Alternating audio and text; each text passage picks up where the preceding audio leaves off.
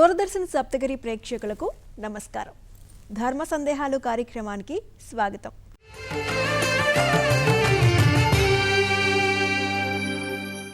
ధర్మో రక్షతి రక్షిత అంటే ధర్మాన్ని మనం రక్షిస్తే ఆ ధర్మమే తిరిగి మనల్ని రక్షిస్తుంది. పురాణాలు, వేదాలు, శాస్త్రాలు, ఉపనిషత్తులు మనం నిత్యం పాటించే ధర్మాలనే మనకు బోధిస్తూ ఉంటాయి.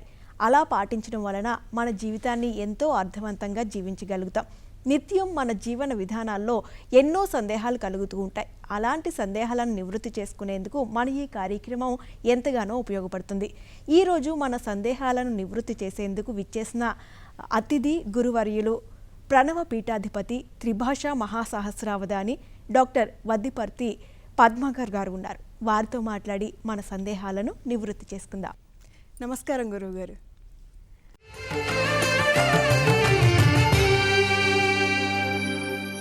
గురువుగారు, మనకు మొదటి సందేహం విజయభాస్కర్ రెడ్డి గారు నెల్లూరు నుంచి రాస్తున్నారు. శ్రీ విశ్వామిత్రుల వారికి గాయత్రి మహామంత్రం స్వయంగా స్ఫురించిందా లేక మాత దర్శనమిచ్చి ఉపదేశించారా తెలియజేయగలరు అని అడుగుతున్నారు. ముక్తా విద్రుమహేమనీలధవళఛాయైర్ముఖైస్త్రీక్షణైః యుక్తామిందు నిబద్ధరత్నముకుటాం తత్వార్థవర్ణాత్మికాం గాయత్రీం వరదాభయాంకుశకశాశుభ్రం కపాలం గదాం శంఖం చక్రమధారవిందయుగళం హస్తైర్వహంతీం భజే అని ముందుగా గాయత్రీమాతకి నమస్కారం చేసుకుందాం. గాయత్రీమాత ఎప్పుడూ ఉన్నది దేవత. ఆ దేవత మంత్రమును, మంత్ర అధిష్టాన దేవతని దర్శనం చేసుకోవాలి, ఆమె అనుగ్రహం పొందాలనే విశ్వామిత్రుడు తపస్సు చేశాడు. ఆ తపస్సుకి ప్రత్యక్షమయ్యింది, ఆ మంత్రం స్ఫురించింది. కాబట్టి అమ్మని ప్రత్యక్షం చేసుకుని ఆ అమ్మ ద్వారా మంత్రాన్ని, అధిష్టాన దేవతని తన హృదయంలో పెట్టుకొని బుద్ధిలో పెట్టుకొని అక్కడి నుంచి 24 అక్షరాల గాయత్రి మంత్రానికి ఆయన ద్రష్ట కాబట్టి, స్రష్ట కాదండు, ఆయన సృష్టించలేదు. ద్రష్ట అంటే చూచినవాడు, చూచాడు కాబట్టి ఆ మంత్రాన్ని మనకు అందించాడు. అందుకని ఇప్పుడు ప్రస్తుతం ఎక్కువ మంది చేస్తున్నటువంటి గాయత్రి మంత్రానికి విశ్వామిత్ర ఋషి అంటున్నాం అనమాట. విశ్వామిత్ర ఋషి, విశ్వామిత్రుడు దానికి ఒక ఋషి. ఎప్పుడు కూడా ఇలాంటి మహామంత్రములు ఎవరూ సృష్టించరు. ఆ మంత్రములు ఎప్పుడూ ఉంటాయి. ఇవి వేదస్వరూపాలు. కాకపోతే తపస్సు వల్ల వాటిని కొందరు దర్శించగలుగుతారు, కొందరు దర్శించలేకపోతున్నారు. అందులో విశ్వామిత్రుడు గాయత్రిని చూచాడు, గాయత్రి మంత్ర అధిష్టాన దేవతను చూచాడు. చూచిన తర్వాత ఆ మంత్రాన్ని మనకి 24 అక్షరాల మహామంత్రాన్ని లోకానికి అందించాడు. ఈ విషయాన్ని నేను చెప్పిన దేవీ భాగవతంలో మీరందరూ కూడా బాగా వినొచ్చు, స్పష్టంగా వినొచ్చు. సరే గురువు గారు, చాలా చక్కగా తెలియజేశారండి.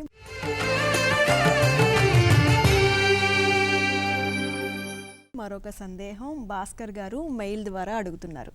గురువు గారు, రాముడు జనకుని స్వయంవరంలో శివధనుస్సు ఎక్కుపెట్టేటప్పుడు రావణ బ్రహ్మ శివధనుస్సు ఎక్కుపెట్టాడా లేదా తెలియజేయగలరు అని అడుగుతున్నారు. జనకుని కొలువులు అనాలి. జనక మహారాజు గారు ఒక సభాభవనం ఉన్నది. ఆ సభాభవనంలోకి శివధనుస్సును తీసుకొచ్చారు. శివధనుస్సు ఎప్పుడు కొలువులో ఉండదు కదా. ఆ శివధనుస్సు ఒక అద్భుతమైన పూజామందిరంలో పెట్టి నిత్యం పూజిస్తూ ఉంటాడు ఆయన. మహావీరులైనటువంటి వాళ్ళు దాన్ని మోసుకొచ్చారు. ఆ కథ అంతా రామాయణంలో బాలకాండంలో ఉంటుంది. ఆ విల్లు అక్కడ పెట్టిన తర్వాత రామచంద్ర ప్రభు దాన్ని అవలీలగా ఎత్తాడు. మంచి మదించినటువంటి ఏనుగు చెరుకుగడ ఎత్తినట్టుగా ఎత్తేసేట, అంత తేలిగ్గా ఎత్తాడు ఆయన. సరదాగా భాగవతంలో ఆ విషయాన్ని రాశారు. పోతన గారు దాని అనువాదం కూడా చేశాడు. కాబట్టి రామాయణంలోనే కాకుండా భాగవతాది పురాణాల్లో కూడా మళ్ళీ ఉంటుంది. ఎందుకు చెప్తానంటే ఈ మాట, రామచంద్రుడికి పూర్వం చాలామంది వచ్చి ఎక్కువ పెట్టలేకపోయారు. రాముడు ఎక్కువ పెట్టాడు. ఎక్కువ పెట్టగానే పెళ్ళిని విరిగిపోయింది. ఆయన విరగొట్ల అలా ఎక్కువ పెట్టగానే విరిగిపోయింది. కానీ ఎవడు పుట్టుకొచ్చాడో మహామేధావి రావణుడు స్వయంవరానికి వచ్చాట. వచ్చిన తర్వాత ఆ విల్లు తీసేట, మీద వేసుకున్నట్ట. ఆ సమయంలో రాముడేమో వాడి గుండెల మీద కాలు పెట్టి ఆ విల్లు పైకి తీసేట. ఇవన్నీ కల్పిత కథలు, రామాయణంలో ఎక్కడ ఉండవన్నమాట. అసలు రామాయణం కంటే ఈ కల్పిత కథలు ఎక్కువైపోవటం వల్ల ఏది రామాయణమో ఏది రామాయణం కాదో తెలియకుండా అయిపోయింది. ఎవరికి తోచిన పైత్యం దాన్ని అందరూ కూడా రామాయణాల్లో భారతాల్లో ముఖ్యంగా ఇమిడి చేశారన్నమాట. రావణుడు ఏమిటి, ఆ విల్లు దగ్గరికి రావడం ఏమిటి, ఎక్కువ పెట్టలేకపోవడం ఏమిటి, అసలు రావణాసుడిగా తెలియదు. పైగా వాడు రావణ బ్రహ్మేం కాదు, వాడేమి రావణాసురుడి తండ్రి విశ్రవసుడే కానీ వాళ్ళ తల్లి కైకసి అవ్వటం వల్ల వాడు రావణుడు, అసురుడు, అసుర వంశంలోకి వెళ్ళిపోయాడు కనుక.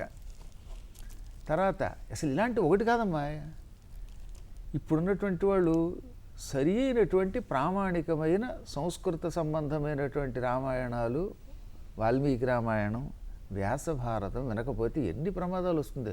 కర్ణుడేమో దానవీరస్వర కన్నా నువ్వు చూసి వచ్చేవేటి, ఏమీ లేదు, వీళ్ళని ఉట్టి కల్పిదం. ఈ ప్రపంచంలో కర్ణుడికున్నంత లోభం మరేం లేదు. ఆఖరికి కవచకొండలాలు కూడా ఎందుకు ఇచ్చాడో తెలుసా? అర్జునుణ్ణి చంపే వరకు ఎవరేమి అడిగినా ఇస్తాను అని ఒక శపథం చేశాడు. ఆ శపథం నిలబెట్టుకోవడం కోసం ఇంద్రుడు వచ్చి అడిగితే ఇచ్చాడు. అది కూడా అర్జునుడిని చంపడం కోసం శపథం చేసిన దానం అది. పైగా ఇచ్చిన కవచకొండాలకు బదులుగా శక్తి పుచ్చుకున్నాడు. ఇంకా దానం ఎలా అవుతుంది? ఇప్పుడు మీరు నాకు దానం ఇచ్చారనుకోండి, ఒక కొబ్బరికాయ, మీకేదో అభిమానం కలిగి ఆ మెడలోనూ గొలుసు నాకు ఇచ్చారు. గొలుసు ఇచ్చినప్పుడు ఇచ్చేయాలి తప్ప, గొలుసు ఇస్తున్నాను కనుక మీ కుండలాలు ఇవ్వండి, గొలుసు పుచ్చుకుని ఓ 10,000 క్యాష్ ఇవ్వండి అంటే దానం అవుతుందా? అమ్మకం అవుతుంది, మారకం అవుతుంది. ఇంగ్లీష్లో ఎక్స్చేంజ్ అంటారే, సంస్కృతంలో వినిమయం అంటారు, వినిమయం అవుతుంది. ఇలా చెప్పాను కదా, చాలా వచ్చాయి. అందులో ఏమీ రావణాసురుడు సభలోకి రాను లేదు, దాన్ని ఎత్తలేదు, మీద వేసుకోను లేదు. సరే గురుగారు, చాలా చక్కగా తెలియజేశారు, చాలా తెలియని విషయాల్ని తెలియజేశారు గురుగారు.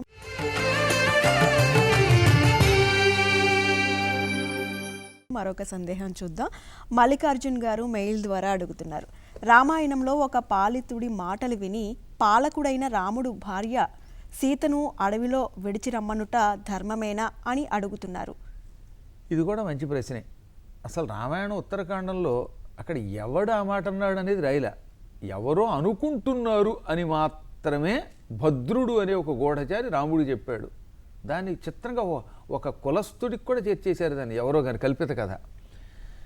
కాబట్టి అసలు రామాయణంలో అయితే ఎవరో, అసలు వాడి పేరు ఊరు లేనటువంటి వాడు సంవత్సరం పాటు లంకలో ఉన్న సీతని రాముడు తీసుకొచ్చి వెళ్ళుకోవడం న్యాయమా అన్నట్టుగా ఒక పుకారు విన్నానండి అని రాముడికి చెప్పగానే రాముడు సీతను అడవికి పంపించాడు. అది న్యాయమా కాదని కదా మీ ప్రశ్న. రాముడు నాలాగా కేవలం ధర్మ సందేహాలు తీర్చేసి వెళ్ళిపోయే ఒక కుటుంబంలో ఉండే వ్యక్తి అయితే అది అధర్మం అవుతుంది. ఏమవుతుంది? అధర్మం అవుతుంది. కానీ రాముడు మనలాంటి మనిషి కాదు, రాజు. ఆనాటి రాజులకు ఒక చట్టం ఉంది. మహారాజుల చట్టం వేరు, మనుష్యుల చట్టం వేరు. రామచంద్ర ప్రభువు ఇక్ష్వాకు వంశానికి ప్రతినిధిగా అయోధ్య సింహాసనం మీద కూర్చున్నాడు. అయోధ్య నగరాన్ని పాలించే రాజులు ఏమన్నారు? సామాన్యుడు మొదలుకొని పెద్దవాడి వరకు ఎవరైనా మమ్మల్ని వేలెత్తి చూపిస్తే మాలో అధర్మం ఉందని అంటే కేవలం పుకారు పుట్టించినప్పటికీ అయితే ఆ పుకారుకి కావలసిన ప్రాయశ్చిత్తం చేసుకుంటాం, లేదా సింహాసనం విడిచిపెడతాం అన్నారు. ఇప్పుడు రాముడు రాజు, రాజు కానికతం అయితే ఆయన సీతను విడిచిపెట్టేవాడు కాదు. ఆయన అడవుల్లో ఉన్నప్పుడు ఎవడేమన్నా పట్టించుకోడు. సింహాసనం మీద కూర్చున్నాడు. కూర్చున్నప్పుడు ఎవడో ఏదో అన్నాడు. అన్నప్పుడు అయితే సింహాసనం విడిచిపెట్టాలి, లేదా నీ భార్య నువ్వు తెచ్చుకోవడం తప్పు అని వాడు వేలెత్తి చూపించినందుకు భార్యను విడిచిపెట్టాలి. ఇప్పుడు ఆయన ఏం చేయాలి? సింహాసనమైనా విడిచిపెట్టాలి, భార్యనైనా విడిచిపెట్టాలి. కానీ సింహాసనం విడిచిపెడతానంటే మంత్రులు, పురోహితులు, వశిష్ఠాదులు, సోదరులు వీళ్ళెవరూ కూడా నువ్వు రాజ్యాన్ని పాలిస్తానని భరతునికి మాటిచ్చావు అడవి నుంచి వచ్చాక, కాబట్టి ఆ మాట నిలబెట్టుకోవాలి అన్నారు. అప్పుడు భరతుడికి ఇచ్చిన ఆ మాట నిలబెట్టుకోవడం కోసం సింహాసనం విడిచిపెట్టలేక ఎంతో ప్రేమగా చూసుకునే తన ఇల్లాలు సీత లేకపోతే బతకలేడు, అయినా ఆవిడని విడిచిపెట్టవలసి వచ్చింది. చూసారా, చట్టాన్ని నమ్మి ఆ చట్టానికి అనుగుణంగా నడుచుకున్న మహానుభావులు. ఇప్పటికి మళ్ళీ కాదు, ఎన్ని తప్పులు చేసిన చట్టాలని పక్కకి తోసేసి ఇష్టం వచ్చినట్టు ప్రవర్తించడానికి. ఆ మహానుభావుల్లో తప్పు పట్టడం అంటే సూర్యుడికేసి ఆకాశానికి తిరిగి దివిటి చూపించటం వంటిది. కాబట్టి రాముడు ఏం చేసినా ధర్మమే. రామో విగ్రహవాన్ ధర్మ సాధు సత్యపరాక్రమ అని బాలకాండం ప్రారంభంలో వాల్మీకి మహర్షికి నారదుడు చెప్పిన మాటలు ఎప్పుడు నిజమే. ఈ ప్రపంచంలో ఎప్పటికీ రాముడిలో అధర్మాన్ని ఎవడు వెతకలేడు. రాముడంటే ధర్మాత్ముడు. అంచేత రాముడు ధర్ముడు, ధర్ముడు ధర్మస్వరూపుడు. ఆయన సత్యస్వరూపుడు, ఆయన దాంట్లో తప్పు పట్టుకునేటటువంటి వాళ్ళంత పాపాత్ములు మరొకరు లేరని 18 పురాణాలు చెబుతున్నాయి, నేనేం చెప్పడం కాదు. చాలా చక్కగా తెలియజేశారు గురువుగారు.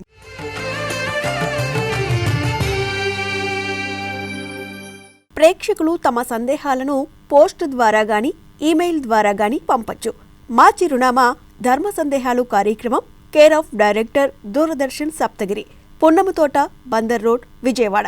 మా ఈమెయిల్ ధర్మ సందేహాలు ddkvja@gmail.com.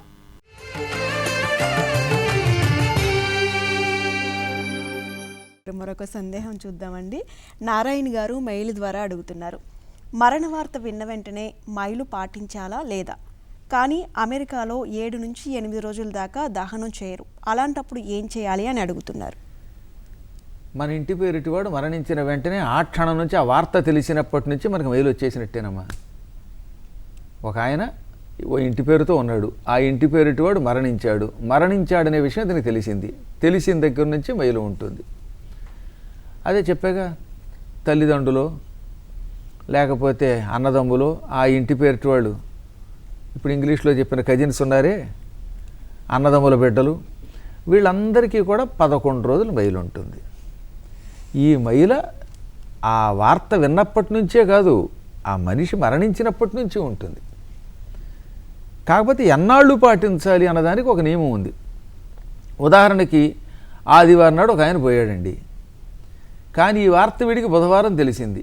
కాబట్టి ఈ ఆదివారం నుంచి పాటించాలా, బుధవారం నుంచి పాటించాలా? ఆదివారం నుంచి ఎలా పాటిస్తావు, అసలు అయిపోయింది కదా మరి, అవునా? కాబట్టి అయిపోయిన రోజులు వదిలేసి ఆది సోమ మనకి తెలియలేదు, మంగళవారం తెలియలేదు, బుధవారం నుంచి తెలిసింది కనుక ఈ బుధవారం నుంచి ఇక మిగతా 11 రోజులు, ఇంకెన్ని రోజులు, 7 రోజులు మిగిలింది, ఈ 7 రోజులు పాటించాలన్నమాట. 11 రోజులు పాటించక్కర్లా. బుధవారం తెలిసింది కనుక ఈ రోజు నుంచి మళ్ళీ 11 రోజులు పాటించాలనే నియమం లేదు. ఆ మైలులో ఇంకెన్ని రోజులు మిగిలితే అన్ని రోజులు, 11 రోజులు పాటించవలసిన మైలులో అప్పటికి 3 రోజులు గడిచిపోయి 4వ రోజుని తెలిసింది కనుక ఈ 4వ రోజు నుంచి 11వ రోజు వరకు మైలు పాటిస్తే చాలు. శవాన్ని తగలబెట్టలేదు కనుక మాకు మైలు లేదంటే అది ఇంకా ప్రమాదం. అమెరికాలో 7-8 రోజుల తర్వాత కానీ తగలబెట్టలేకపోయినా, ఒక్కోసారి ఏ కారణం చేతనో వారసులు వచ్చేదాకా తగలబెట్టకుండా 15 రోజులు పాటు అక్కడ అట్టే పెట్టారనుకోండి, అప్పుడు ఏం చేయాలి? ఆ దహనం అయిపోయేదాకా వీడు మైలుతో ఉండవలసింది. దహనం అయ్యేదాకా మైలు ఉండదు. అతను మరణించినప్పటి నుంచి మైలే. ఆ శవానికి దహన సంస్కారం చేశాక అప్పుడు వీడు స్నానం చేస్తే ఆ రోజుతో శుద్ధి అవుతుంది. మళ్ళీ కొన్ని ఉన్నాయి, ఒక్కొక్క వ్యక్తిని ఏ శవ పరీక్షకు ఇచ్చేస్తారు కొంతమంది, అంటే ల్యాబొరేటరీకి ఇచ్చేసారు అనుకుందాం, ఇంకా శవం అక్కడే ఉండిపోతుందిగా. కాబట్టి ఆ శవానికి దహన సంస్కారాలు జరగలేదు కనుక వాడు శవరూపంలో ఫలానా ల్యాబ్లో ఉన్నాడంటే ఆ ఉన్నంతకాలం మేము మైలు పాటించాలా, అక్కర్లేదు. అటువంటిప్పుడు మనం కావాలని ఏ పరిశోధనకో ఈ శవాలను ఇచ్చినప్పుడు మాత్రం 11 రోజుల తర్వాత మనం శుద్ధి అయిపోయినట్టే. ఇది దృష్టిలో పెట్టుకోవాలి. ఇంకా పక్షిణి అంటే 3 రోజులు. ఇది ఎవరికి ఉంటుంది? మేనమామలకి, మేనత్తలకి, ఇదిగో అటువంటి వాళ్ళ పిల్లలకి, ఇలా కొన్ని. అవన్నీ ఇప్పుడు చెప్పుకురావడానికి చాలా పెద్ద లిస్ట్ ఉంటుంది, పంచాంగంలో అన్నీ ఉంటాయి అనుకోండి. అటువంటి వాళ్ళందరికీ కూడా 3 రోజుల పాటు మైలం ఉంటుంది, దాని పక్షిణి అంటారు. ఓకే గురువుగారు, అంటే చాలామందికి ఈ విషయంలో ఏం చేయాలని చాలా ఆలోచిస్తూ ఉంటారు. చాలా చక్కగా తెలియజేశారు గురువుగారు.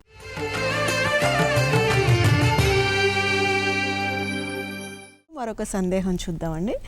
సుగుణ గారు హైదరాబాద్ నుంచి రాస్తున్నారు, మెడలో వేసుకున్న రుద్రాక్షలు సూతక సమయంలో ఉంచుకోవచ్చా, తీసివేయాలా అని అడుగుతున్నారు. ఎన్నో పర్యాయములు మన సప్తగిరిలోనే ఈ విషయాన్ని నేను నివృత్తి చేశాను. అయినా మళ్ళీ వస్తూ ఉంటే కనుక మళ్ళీ ఇంకోసారి చెప్పుకోవాల్సిందే. రుద్రాక్ష ఒకసారి పంచాక్షరీ మంత్రపూర్వకముగా మెడలో వేసుకున్న తర్వాత అది మన శరీరంలో ఒక భాగం అయిపోతుంది. ఏమవుతుంది? ఒక భాగం. ఇప్పుడు మీ చెయ్యి ఉంది, ఆ ఎడం చెయ్యి, రాత్రి పడుకునేటప్పుడు అడ్డొస్తే ఏం చేస్తున్నారు? తీసి పక్కన పెడతారా? అంటే పుట్టుకతో వచ్చిన చెయ్యి కదా అది. ప్లాస్టిక్ చేతులను ఉంటాయిలేండి కొన్ని, అవి పాపం కృత్రిమమైన చేతులు అయితే తీసి పక్కన పెట్టచ్చు, కానీ ఇవి తీలేం కదా. ముక్కు తీసి పక్కన పెట్టం కదా. శరీర అవయవాలు ఎటువంటివో మంత్రపూర్వకంగా వేసుకున్న రుద్రాక్షలు కూడా అటువంటివే. ఇంకా అవి తీయం. మంగళసూత్రాలు, గొలుసులు, ఉంగరములు ఎటువంటివో పవిత్రమైన రుద్రాక్షలు కూడా అలా వేసుకున్నాక తీయడానికి వెళ్ళలేదు. రుద్రాక్షధారణాదేవ రుద్రో భవత్యసంశయః అని శివపురాణం చెబుతున్నది. ఈ మధ్యన ఎవరికో ఒకళ్ళకి అసలు శివపురాణం 18 పురాణాల్లో ఒకటి కాదని అనుమానం వచ్చిందిట. అందులో భాగవతం చదవాలి అలాంటి వాళ్ళు. శ్రీమద్ భాగవతంలో 12వ స్కంధంలో 13వ అధ్యాయంలో వరుసగా 7వ శ్లోకం నుంచి ఏమని ఉంటుంది, 18 పురాణాలు ఉన్నాయి. ఈ 18 పురాణాల్లో ఏ పురాణంలో ఎన్ని శ్లోకాలు ఉంటాయి? అందులో 4వ పురాణం శైవకం, శివపురాణం ఉన్నది. 24,000 శ్లోకాలు ఉంటాయని ఉంటుంది భాగవతంలో, ఇంకో చోట కాదు. శ్రీమద్ భాగవత మహాపురాణంలో 18 పురాణాల్లో శివపురాణం 4వదని ఉంది. వరాహ పురాణంలో కూడా శివపురాణం ఒక పురాణం అని ఉంది. కొన్ని చోట్ల వాయు పురాణం అని ఉన్నది. అంటే వాయువే శివుడి రూపంలో ఉంటాడు కనుక, శివుడు వాయువు రూపంలో విహరిస్తూ ఉంటాడు కనుక వాయుపురాణం అంటే శివపురాణం. అందులో గుర్తుపెట్టుకోవాల్సింది ఏంటంటే ప్రామాణికమైనది శివపురాణం. 24,000 శ్లోకములు కలిగిన పురాణం అది. అటువంటి శివపురాణంలో చెప్పారు, రుద్రాక్ష ధరిస్తే శివుడు అవుతాడు వాడు, సందేహం లేదు. మానవ శరీరాలు ఏ క్షణంలో ఉంటాయో ఊడిపోతాయో తెలియదు. కొంతమంది ప్లాస్టిక్ ముక్కలు చేయించుకు పెట్టుకుంటారే, అటువంటి వాడు తుమ్మితే ముక్కు ఊడిపోతుందిట. అందుకని తుమ్మితే ఊడిపోయే ముక్కు అన్నారు.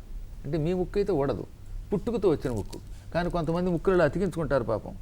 అది ఏమవుతుందన్నమాట, హత్య అనగానే ఊడిపోతుంది. తుమ్మితే ఊడిపోయే ముక్కైనా కొంచెం గట్టిగా ఉంటుందేమో కానీ మానవ శరీరం గట్టిగా ఉండదు. ఏ క్షణంలో పోతుందో తెలియదు. ఇటువంటి మానవుడు పోయేటప్పుడు వాడి శరీరం మీద రుద్రాక్షలు ఉంటే వాడు నరకానికి పోడు, ఉత్తమ లోకాలకు కడతాడు. అందుకని రుద్రాక్ష ధరించాలి. పూర్వం అందుకే మెడలో రుద్రాక్షలు వేసి తగలబెట్టేవారు. శరీరం మీద, శవం మీద రుద్రాక్షలు వేసి తగలబెడితే వాడు ఉత్తమ గతులు కడతాడు. మీకు దేవీ భాగవతంలో ఒక అద్భుతమైన కథ ఉంది. 12వ స్కంధంలో, ఎన్నో స్కంధంలో, దేవీ భాగవతం 12వ స్కంధంలో రుద్రాక్ష మహిమని తెలియజేసి ఒక కథ ఉంది. ఒక పరమ దుర్మార్గుడు ఉన్నట్ట, వాడు చేసిన పాపాలు అన్నీ కావు. ఆ కథ అంతా చెబితే ఏడాది పడుతుంది కనుక క్లుప్తంగా 2 ముక్కల్లో చెబుతున్నాను. ఆ దుర్మార్గుడు చచ్చిపోయాడు. చావగానే వాడిని శరీరాన్ని అడవిలో ఎక్కడో పారేశారు. ఎందుకంటే వాడు చేసిన పాపాల వల్ల వాడిని ఎవడూ పట్టించుకోలేదు. కుళ్ళిపోయింది వాడి శరీరం. అదృష్టవశాత్తు అటుగా కొంతమంది కట్టెలు కొట్టుకునే వాళ్ళు వెడుతూ ఈ కుళ్ళిపోతున్న శవాన్ని చూసి జాలిపడి, అనాథప్రేత సంస్కారాత్ కోటి యజ్ఞ ఫలం లభేత్, దిక్కులేని శవానికి సంస్కారం చేస్తే కోటి యజ్ఞముల ఫలితం వస్తుందని శాస్త్రాలు చెబుతున్నాయని నమ్మారు గనక గొయ్యి తవ్వి ఆ గోతిలో పాతిపెట్టారు వాడిని. ఎందుకంటే ఆ సమయానికి నిప్పు లేదు, అందుకని తగలబెట్టకుండా గొయ్యి తవ్వి వాడిని పాతిపెట్టారు. పాతిపెట్టగానే ఈ దుర్మార్గుడి ప్రాణం తీసుకెళ్ళడానికి యమకింకరులు వచ్చారు. మనని పాతి పెట్టడమో తగలబెట్టడమో చేసేదాకా యమకింకరులు రారండోయ్. అప్పటిదాకా వీడి ఆత్మ పిశాచంలాగా నిన్ను వీడ నేనేడను నేనేం తిరుగుతూ ఉంటుంది. ఆ పిశాచ రూపంలో ఉన్నవాడి ప్రాణం తీసుకెళ్ళి యమలోకంలో శిక్షలు వేయడానికి యమకింకరులు వచ్చారు. అప్పుడే శివకింకరులు వచ్చారు. అప్పుడు యమకింకరులు అన్నారు, వీడు పరమ దుర్మార్గుడండి, ఆఖరికి గురుపత్ని సంభోగం కూడా చేసిన దుర్మార్గుడండి, వీడిని మా లోకానికి తీసుకెళ్ళి శిక్షించాలండి అనగా అప్పుడు వాళ్ళు అన్నారు, వీడు అన్ని పాపాలు చేశాడు, నరకానికే వెళ్ళాలి, కానీ వీడి అదృష్టం బాగున్నది. పాపం కట్టెలు కొట్టుకునేవాడు గొయ్యి తవ్వి వీడిని పాతిపెట్టారు. వీడి శవం కింద ఒక రుద్రాక్ష ఉంది. శవం కింద అట్టడుగున ఒక రుద్రాక్ష ఉండడం వల్ల దాని స్పర్శ వల్ల వీడు నరకం విడిచిపెట్టి స్వర్గానికి, కైలాసానికి వెళ్ళిపోతున్నాడు అని చెప్పారు. ఇది దేవీ భాగవతంలో కథ, పోని అక్కడ ఇక్కడ కథ కాదు. అంటే రుద్రాక్ష ఎంత గొప్పదో అర్థమైందా? శవానికి, కుళ్ళిపోయిన శవానికి, పిశాచంగా మారి తిరుగుతున్నటువంటి వాడి ఆత్మకి సంబంధించిన శవానికి ఒక రుద్రాక్ష తగిలితేనే వాడంత ఉత్తమ గతికి వెళ్ళాడే. అటువంటిప్పుడు రుద్రాక్ష ఒంటి మీద ఉండి వాడు మరణిస్తే ఉత్తమ గతులు కడతాడు కదా. అందుకని రుద్రాక్ష ధరించాలి.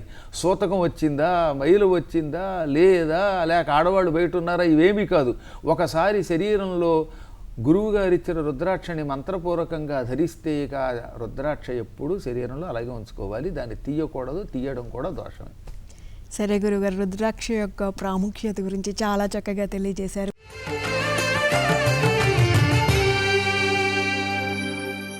మరొక సందేహం చూద్దాం గురువుగారు. టిఎస్ దేవి గారు ఏలూరు నుంచి రాస్తున్నారు. సగోత్రకులు వివాహం చేసుకోవచ్చా? నా భర్త వివాహం అయ్యి 2 పిల్లలు కలిగాక 5 సంవత్సరాలకు కాలం చేశారు. సగోత్రికులను వివాహం చేసుకోవడం వల్లే ఇలా జరిగిందా? నా భర్తకు ఉత్తమ లోకాలు కలిగేలాగా పరిహారం సూచించగలరు అని అడుగుతున్నారు. ఒక గోత్రం వాళ్ళంటే సోదరుడు సోదరితో సమానం. అందుకే సగోత్రికుల వివాహం పొరపాటు పనికిరాదు. స్కాంద పురాణంలో ధర్మారణ్య మహాత్మ్యం అని ఒకటి ఉన్నది. ఏమిటి ధర్మారణ్య మహాత్మ్యం? స్కాంద పురాణం చాలా పెద్ద పురాణం, 7 ఖండాలు ఉంటాయి. అందులో బ్రహ్మఖండం, ఆ బ్రహ్మఖండంలో ధర్మారణ్యఖండం, అసలు ధర్మారణ్యఖండంలో ప్రారంభంలో 3వ అధ్యాయంలోనే రాశారు, సగోత్రీకుల్ని వివాహం చేసుకున్నటువంటి వాళ్ళకి మహాపాపాలు వస్తాయి. ఆ పాప ప్రాయశ్చిత్తం ధనుష్కోటిలో స్నానం వల్ల కానీ, లేదా సౌరాష్ట్రంలో సోమనాథలింగం దగ్గరికి వెళ్ళడం వల్ల కానీ, ఇలా కొన్ని ప్రాయశ్చిత్తాలు చెప్పారు. అందువల్ల ఇప్పుడు నేను శ్రీవత్సగోత్రం అని, శ్రీవత్సగోత్రంలో పుట్టినటువంటి ఆవిడ నాకు సోదరి అవ్వదు, మరి అది పాపమే కదా. అందుకని అత్యావశ్యక స్థితులను ఉంటాయి, తప్పనిసరి పరిస్థితులు ఉంటాయి. దానికి గల కారణాలు కూడా ఇప్పుడు నేను చెప్పకూడదు, అది అందరికీ ఆ పిల్లకి ఇవ్వకూడదు. అప్పుడు దత్తతకి ఇవ్వాలట. ఆ పిల్లని ఏం చేయాలి? దత్తత ఇస్తే ఏమవుతుంది? ఈ శ్రీవత్సగోత్రం అమ్మాయిని ఏ కౌండిన్య గోత్రం వాడో దత్తత తీసుకున్నాడు. అప్పుడు ఈ అమ్మాయి వాళ్ళ పిల్ల అయిపోయింది కనుక దత్తత వల్ల ఆవిడ గోత్రం కౌండిన్య అయింది కనుక, ఆవిడ పుట్టడం ఈ గోత్రంలో పుట్టినప్పటికీ కౌండిన్య గోత్రాలు కనుక అప్పుడు దోషం రాదు. కావాలని చేయమల్లా చిన్నప్పుడు దత్తత ఇచ్చేస్తారు కదా. ఇప్పుడు పద్మాగర్ గారు ఒక గోత్రంలో పుట్టి రేపు పొద్దున ఎవరి దగ్గరకో దత్తత వెళ్ళారు అనుకోండి, ఈ వయసులో నన్ను ఎవడో దత్తత ఎలాగో తీసుకోవడం అనుకోండి, తీసుకుంటే ఒకవేళ గోత్రం మారిపోదు, మరి అప్పుడు ఇవి పనికిరావు. అంతే తప్ప సగోత్రికుల్ని వివాహం చేసుకోకూడదు. కాకపోతే సగోత్రికుల్ని వివాహం చేసుకున్నంత మాత్రం చేత చచ్చిపోతారనేది ఏమీ శాస్త్రం కాదు. ఆయనకు ఆయువు తీరి వెళ్ళిపోయారు. ఇప్పుడు అయిపోయింది, దానికి ఏం చేస్తాం మనం? 5 ఏళ్ళు గడిచిపోయింది, పాపం పిల్లలు పుట్టారు. కాకపోతే ఇటువంటి పాపాలు ఒకవేళ తెలియక చేస్తే, అది కూడా మీరు అడిగారు కాబట్టి చెప్తున్నారు, లేకపోతే దాన్ని మేము ఈ కలియుగాలంలో పాపం అని చెప్పడానికి కూడా మాట్లాడటం లేదు, ఎందుకంటే చెబితే ఏం వస్తుందో అంటానని. పశ్చాత్తాపం కలిగి సగోత్రికుల్ని వివాహం చేసుకోవటం వల్ల దోషం వచ్చింది, ఈ దోషం నుంచి బయటపడాలి అనుకున్నప్పుడు దానికి ప్రాయశ్చిత్తం ఒకటి ఉన్నది. అదే అయితే కాశీలో గంగా స్నానం చేయండి. పంచమి, పూర్ణిమ, ఏకాదశి, గ్రహణాలు ఇటువంటి కాలంలో కాశీలో గంగలో స్నానం చేస్తే ఆ దోషం పోతుంది.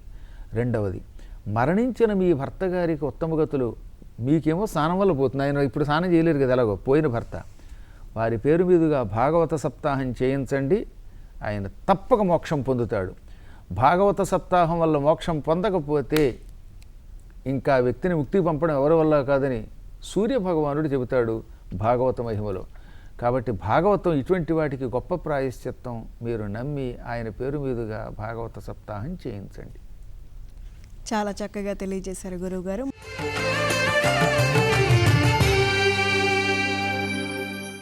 ఈశ్వర విజయలక్ష్మి గారు అడుగుతున్నారు, గోత్రం ప్రాముఖ్యత ఏంటి? గోత్రం తెలియని వారు ఏ విధంగా సంకల్పం చెప్పుకోవాలి అని. ప్రాముఖ్యత అనకూడదు, ప్రముఖత, ప్రాముఖ్యము అవుతుందన్నమాట. గోత్ర ప్రాముఖ్యం ఏమిటి అంటే, అసలు గోత్రం అంటే మన పెద్దలు. ఉదాహరణకి శ్రీ మహావిష్ణువు యొక్క వక్షస్థలం మీద శ్రీవత్సం అని ఒక లాంఛనం ఉంది. అందులోంచి ఒక ఆయన పుట్టుకొచ్చాడు, ఆయన భృగువు. ఆ తర్వాత మళ్ళీ ఆయన బ్రహ్మలో ప్రవేశించి బ్రహ్మ నుంచి బయటకు వచ్చాడు. అందువల్ల బ్రహ్మ నుంచి రావటం వల్ల ఆయన ఏమన్నారు? బ్రహ్మమానసపుత్రుడు, బ్రహ్మపుత్రుడు, ప్రజాపతి అన్నారు. కానీ ఒకప్పుడు లాంఛనం నుంచి పుట్టుకొచ్చాడు కదా, అందుకని భృగువు శ్రీవత్సం నుంచి పుట్టడం వల్ల భృగువుకు శ్రీవత్స గోత్రం వచ్చింది. ఇప్పుడు ఈ భృగువు యొక్క సంతానం ఏమవుతారు వరుసగా? అయితే శ్రీవత్స గోత్రులు, లేదా వరసగా విడిపోయి కొంతకాలానికి భృగు సంబంధమైన వాళ్ళు భార్గవులు అయ్యారు. అందుకని శుక్రాచార్యుడు మొదలైనటువంటి వాళ్ళు, జమదగ్ని, వీళ్ళందరూ కూడా ఈ విధంగా భృగు సంబంధమైన వాళ్ళు. ఇప్పుడు అర్థమైందా? వరసగా భృగువు, ఆయన పిల్లలు, ఆయన పిల్లలు, ఆయన పిల్లలు, వీళ్ళందరూ కూడా ఆ గోత్రం నుంచి పుట్టుకొచ్చారన్నమాట. అలాగే గౌతముడు అని ఒక ఋషి ఉన్నాడు. ఆ గౌతముడి కొడుకులు, ఆ కొడుకులు కొడుకులు, వీళ్ళంతా గౌతముడి నుంచి పుట్టుకొచ్చారు. కాబట్టి ఇప్పుడు ఈ గౌతముడు వాళ్ళందరికీ గోత్ర పురుషుడు అయ్యాడు. అదనమాట గోత్రం అంటే, పుట్టడానికి మూల కారణమైన పురుషుడు. ఆ పురుషుడి యొక్క వంశంలో పుట్టిన మహానుభావులు వీళ్ళందరూ గోత్రలో పురుషులు అవుతారన్నమాట. ప్రవర అంటే ఇదనమాట.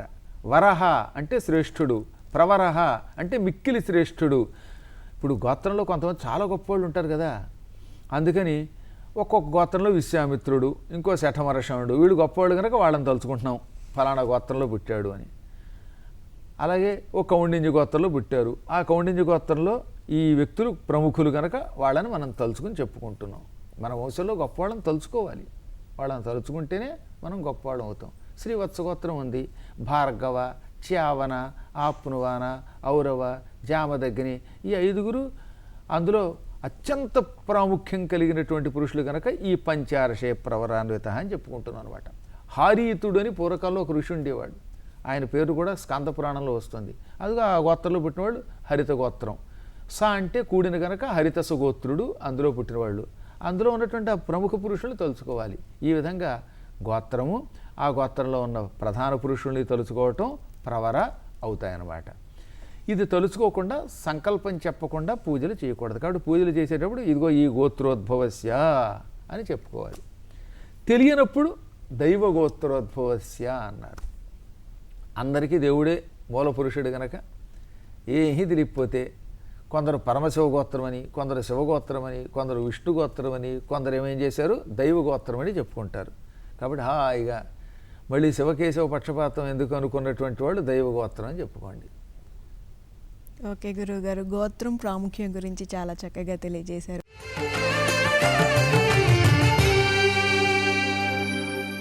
ప్రేక్షకులు తమ సందేహాలను పోస్ట్ ద్వారా గాని ఈమెయిల్ ద్వారా గాని పంపొచ్చు. మా చిరునామా ధర్మ సందేహాలు కార్యక్రమం, care of director, Doordarshan Saptagiri, Punnamathota, Bandar road, Vijayawada. మా ఈమెయిల్ ధర్మ సందేహాలు ddkvja@gmail.com.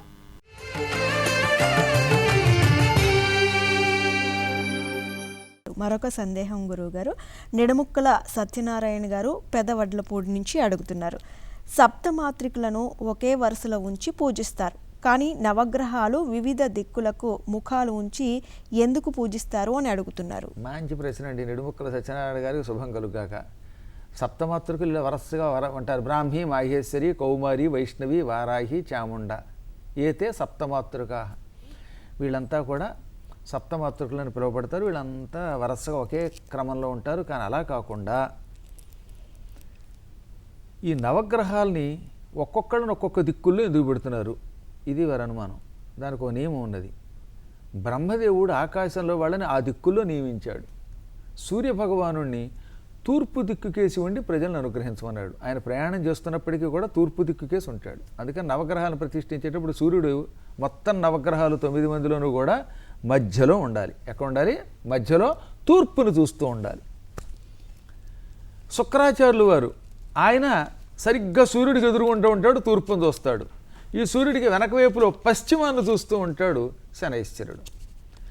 ఆయనకి ఇది శనైశ్చరుడికి కుడి ఎడమలుగా వరుసగా రాహుకేతువులు ఉంటారు. అలాగే ఉత్తరం దిక్కుకేసి చూస్తూ బుధుడు, గురుడు ఉంటారు.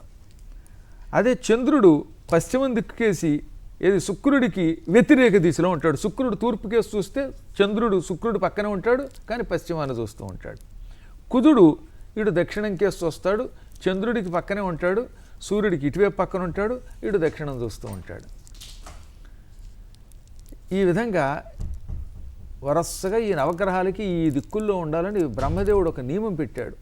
నేనన్నా కదా, భాగవతంలో కూడా రాహు తలని అంబరములో అజుడు గ్రహం చేసి పెట్టాడు అని కూడా రాయబడి ఉంటుంది. ఇలా ఇంచుమించుగా అన్ని పురాణాల్లోనూ ఈ విశేషాలు ఉంటే జ్యోతిష్ శాస్త్రంలో ప్రత్యేకంగా ఉంటుంది. ఆ దిక్కుల్లో ఉన్నప్పుడు మాత్రమే వాడు శుభ ఫలితాలు ఇస్తారట. ఇప్పుడు పద్మాకర్ గారు మీరు పక్కన కూర్చున్నా నేను ఈ కెమెరాను చూస్తేనే అక్కడ ఉన్న వాళ్ళకి ధర్మ సందేహాలకు నేను కనబడతాను. మీ స్థానం మీదే. ఈ ఇద్దరు చెరోవైపున అటు ఇటు చూడకుండా ఇటు పక్కన చూడడానికి వీలుగా ఏర్పాటు చేశారు. ఇది ఒక సౌకర్యం. అలాగే నవగ్రహాలు కూడా ఆ దిక్కుల్లో ఉంటేనే ప్రజలకు సౌకర్యం. అందుకని బ్రహ్మదేవుడు చేసిన ఏర్పాటు అన్నమాట. చాలా చక్కగా తెలియజేశారు గురువు గారు.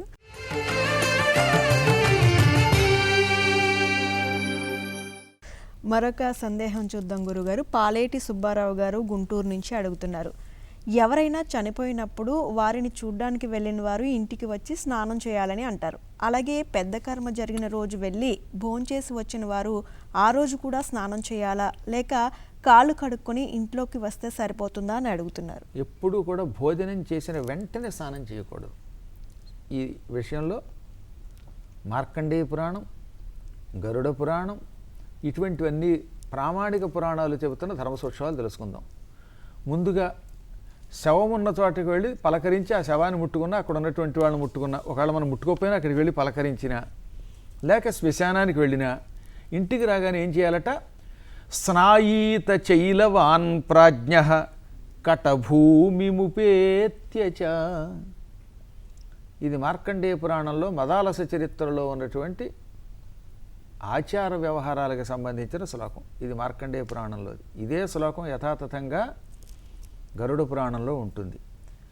కటభూమిం అంటే శ్మశాన భూమిని ప్రాప్య పొందినవాడు, అక్కడికి చేరినటువంటి వాడు, శ్మశాన భూమికి వెళ్ళినవాడు ఇంటికి రాగానే చైలవాన్ అంటే కట్టుగుడ్డలతో, చైలవాన్ అంటే బట్టలు ధరించినవాడు అని అర్థం అన్నమాట.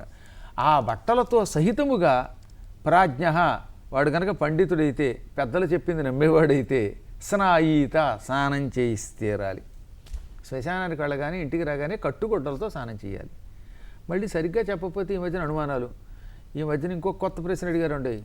నా జేబులో 500 కట్ట ఉంది, ఇప్పుడు కట్టుగొడ్డలతో స్నానం చేయాలన్నప్పుడు ఈ కట్టతో కూడా స్నానం చేయాలన్నారు. కట్టని మిమ్మల్ని నమ్మి మీ చేతిలో పెట్టమనండి, స్నానం అయ్యాక మీరు ఇచ్చేస్తారు కదా అలాగోను. నేను కట్టుగొడ్డలు అన్నాను కానీ కట్టతో అనలేదు కదా. అంచేత బట్టలు అవి మాత్రం ఒంటి మీద పెట్టుకోండి. జేబులో ఉన్నటువంటి పెన్నులు, కాగితాలు, క్రెడిట్ కార్డులు, ఫోన్లు, డబ్బులు వీటితో స్నానం చేయకూడదు సుమా. ఇవన్నీ తీసి పక్కన పెట్టండి. అవన్నీ తడిసిపోతే మీకే ఇబ్బంది. ఇంకా నయం పాస్పోర్ట్తో స్నానం చేసింది ఒక ఆవిడ. ఏం చెబుతాం, అందుకని ధర్మ సందేహాలు చాలా జాగ్రత్తగా తీర్చవలసి వస్తుంది. అవి ఏమీ కాదు, కేవలం వస్త్రములతో తలకి స్నానం చేస్తే శ్మశానానికి వెళ్ళటం వల్ల వచ్చే దోషం పోతుంది. బ్యాక్టీరియా కూడా ఉంటుంది కదా, అక్రిములు అవి కూడా మన శరీరాన్ని రావు. అందుకని శుభ్రత కోసం కూడా శుభ్రంగా కుంకుడుకాయ పులుసు పోసుకు స్నానం చేయమన్నారు. కాబట్టి ఇలా పలకరింపుకి వెళ్ళి వచ్చినప్పుడు స్నానం చేయాలి. ఈ 10వ రోజు 11వ రోజు ఇలాంటి రోజుల్లో కర్మల భోజనం చేసేవాళ్ళు ఉంటారే, పితృకార్యాల భోజనం, అటువంటి వాళ్ళు మాత్రం మధ్యాహ్నం భోజనం చేసిన వెంటనే స్నానం చేయకూడదు. ఎట్టి పరిస్థితుల్లో భోజనం చేసిన వెంటనే స్నానం చేయకూడదు. కనీసం 3 గంటల తర్వాత స్నానం చేయాలి. అందుకని ఏం చేయాలన్నమాట, భోజనం చేసి వచ్చాక సాయంత్రం వేళ మళ్ళీ స్నానం చేస్తూ ఉంటారు కదా. అంటే కొంతమందికి అలవాట్లండి, స్నానం అని ఒకటి ఉంటుంది, 2 పూట్ల చేస్తూ ఉంటారు వాళ్ళు. అలా 2 పూట్ల చేసేటటువంటి వాళ్ళు ఎలాగో చేస్తారు. లేని పక్షంలో ఆ పూటైనా కలిగించుకొని సాయంత్రం వేళ హాయిగా తలారా వీలున్నంత వరకు కుంకుడుకాయ పులుసుతో చేయటం మంచిది. ఈ పూర్వం నూనె కూడా పెట్టి కాస్త పులుసు పోసి స్నానం చేయించేవారు. ఇవన్నీ నేను చెబుతున్నవి నా సొంత పెత్తనాలు కావు, అద్భుతమైన శాస్త్రాలు, పితృకార్యాలకు సంబంధించినవి. ముఖ్యంగా గరుడ పురాణం చెప్పింది. కాబట్టి భోజనం చేశాక కూడా ఆ రోజు చెయ్యాలి. కాకపోతే సాయం వేళ చేయాలి, మాధ్యాహ్నిక సమయంలో స్నానం చేయకూడదు. చాలా చక్కగా తెలియజేశారు గురువుగారు.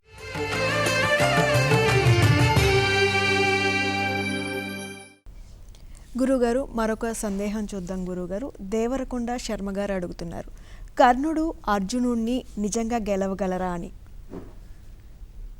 అది అసంభవము అని వ్యాస భారతంలో ఉంది. కారణాలు చెప్పాలి ఇక్కడ. కర్ణుడిని అనవసరంగా మహావీరుడి కింద తీసుకొచ్చారు. కానీ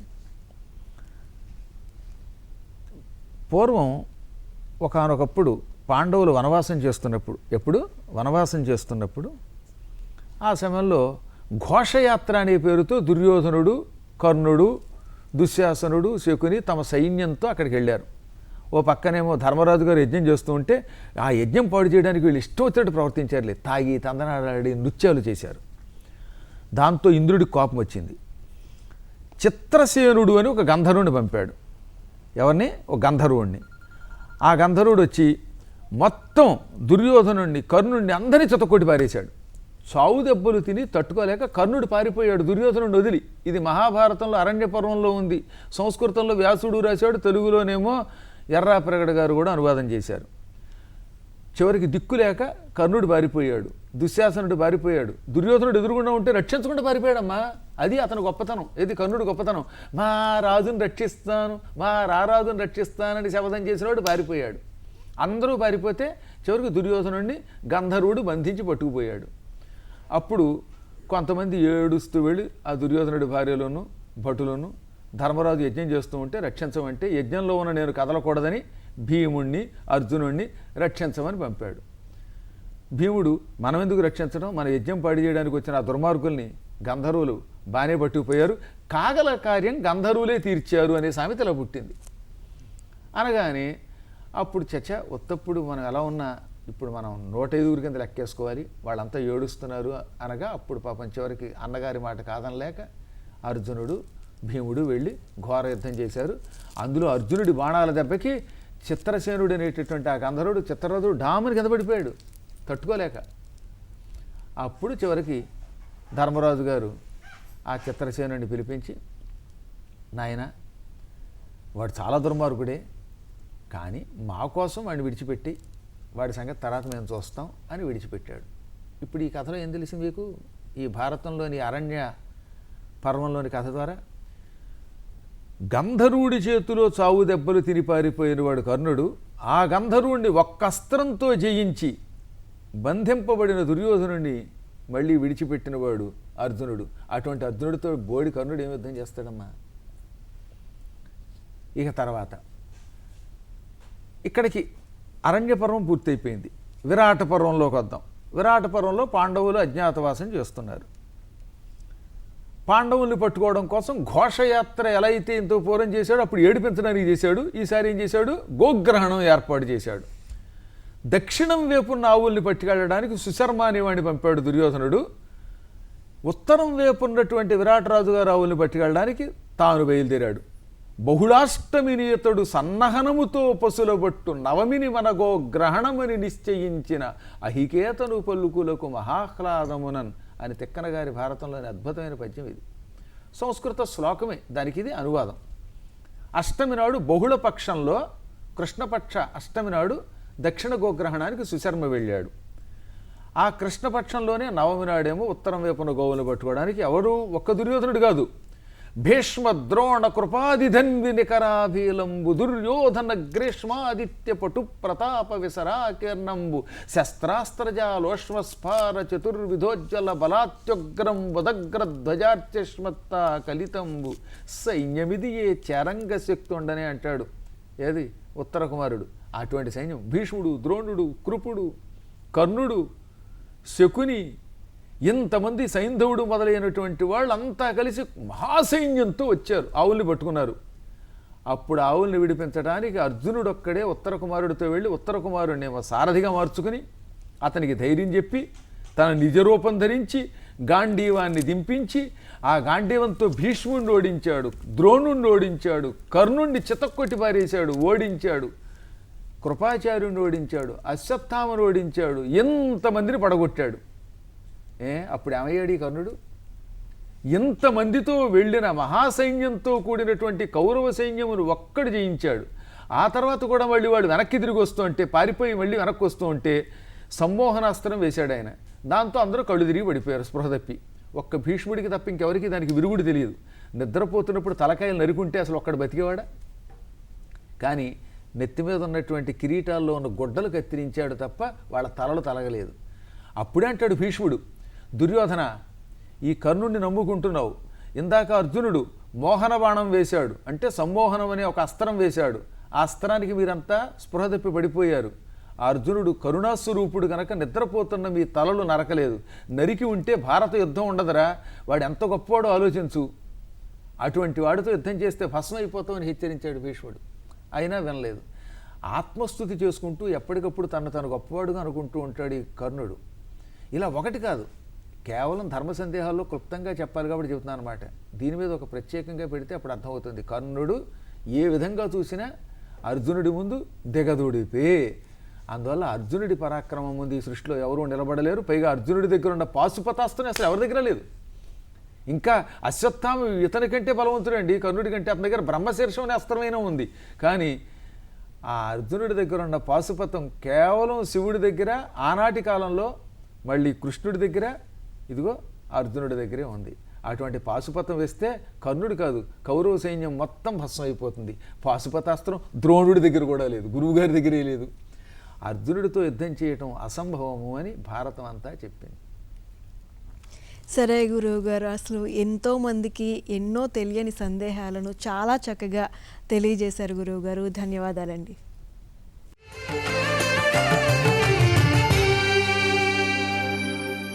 ప్రేక్షకులు తమ సందేహాలను పోస్ట్ ద్వారా గాని ఈమెయిల్ ద్వారా గాని పంపచ్చు. మా చిరునామా ధర్మ సందేహాలు కార్యక్రమం, care of director, Doordarshan Saptagiri, Punnamathota, Bandar road, Vijayawada. మా ఈమెయిల్ ధర్మ సందేహాలు ddkvja@gmail.com.